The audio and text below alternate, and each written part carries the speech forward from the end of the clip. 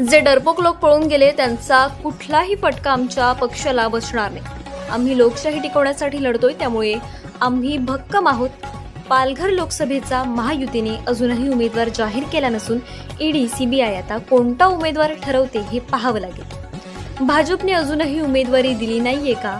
महायुतीने उमेदवार जाहीर केला नसल्याने आदित्य ठाकरे यांनी खासदार राजेंद्र गावित यांना टोला लगावला.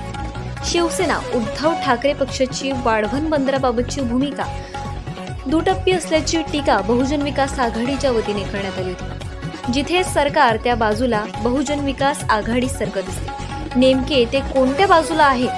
आम्ही कोणत्याही ठेकेदारासोबत नाही, जेथे जनता तेथे आम्ही आहोत, अशी प्रतिक्रिया आदित्य ठाकरे यांनी वाढवण बंदराबाबत बहुजन विकास आघाडीने केलेल्या टीकेला प्रत्युत्तर देताना आदित्य ठाकरे यांनी सांगितले. महाविकास आघाडी पालघर लोकसभेच्या शिवसेना उद्धव बाळासाहेब ठाकरे पक्षाच्या उमेदवार भारती कांबळे यांनी जोरदार शक्ती प्रदर्शन करत उमेदवारी अर्ज दाखल केला.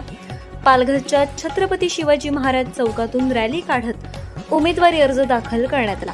यावेळी शिवसेना नेते आमदार आदित्य ठाकरे यांच्या प्रमुख उपस्थितीत महाविकास आघाडीकडून जोरदार शक्ती प्रदर्शन करण्यात आलं. यावेळी राष्ट्रवादी काँग्रेस शरद पवार गटाचे विक्रमगडचे आमदार सुनील भुसारा, मार्क्सवादी कम्युनिस्ट पक्षाचे डहाणूचे आमदार विनोद निकोले, त्याचप्रमाणे शिवसेना ठाकरे गटाचे पदाधिकारी, कार्यकर्ते, राष्ट्रवादी शरद पवार गट आणि महाविकास आघाडी माकप काँग्रेसचे कार्यकर्तेही मोठ्या संख्येने उपस्थित होते.